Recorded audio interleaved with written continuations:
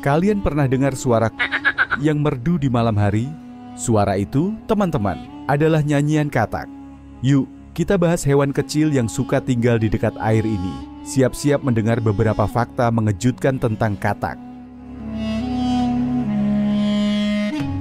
Katak adalah hewan amfibi, yang artinya mereka bisa hidup di air dan di darat. Jadi, mereka nggak cuma jago berenang, tapi juga jago lompat-lompat di darat. Hampir di seluruh dunia, kita bisa menemukan katak. Tapi, tahukah kalian? Katak sudah ada sejak zaman dinosaurus loh. Mereka ini hewan yang sangat adaptif. Walau kecil, katak adalah makhluk yang tangguh. Mereka berhasil bertahan dari berbagai perubahan alam yang ekstrim selama jutaan tahun. Salah satu hal paling menarik dari katak adalah kulitnya yang selalu basah. Ini bukan cuma soal penampilan ya.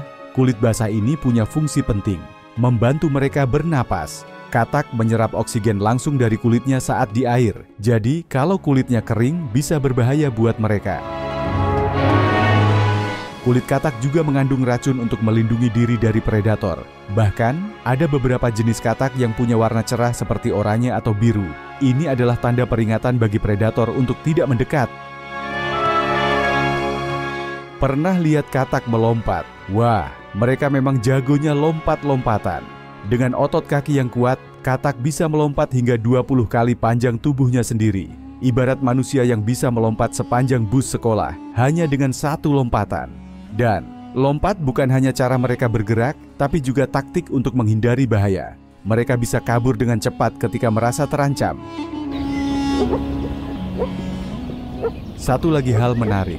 Siklus hidup katak. Katak dimulai dari telur, yang kemudian menetas menjadi kecebong.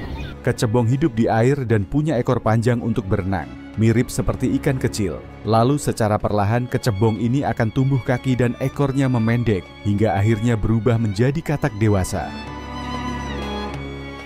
Proses ini disebut metamorfosis, dan katak adalah salah satu hewan yang mengalaminya dengan perubahan yang dramatis. Bayangkan kalau kita berubah bentuk seperti itu.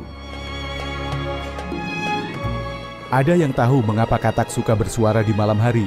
Ternyata suara kruk-kruk mereka itu punya tujuan penting. Suara itu adalah cara jantan menarik perhatian katak betina. Semakin nyaring suara mereka, semakin menarik bagi betina.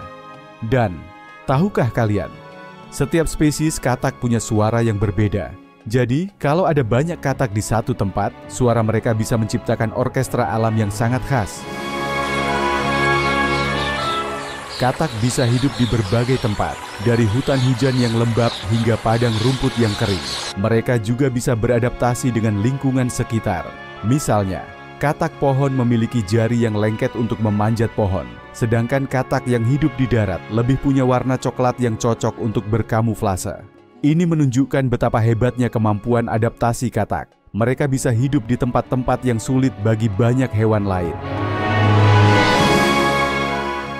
Sayangnya teman-teman, banyak populasi katak di dunia ini terancam oleh perubahan iklim, polusi, dan hilangnya habitat.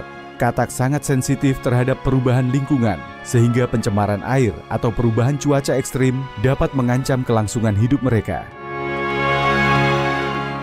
Sebagai indikator kesehatan lingkungan, keberadaan katak bisa memberitahu kita tentang kondisi ekosistem. Jika jumlah katak menurun, itu bisa jadi tanda bahwa ada masalah besar di lingkungan tersebut.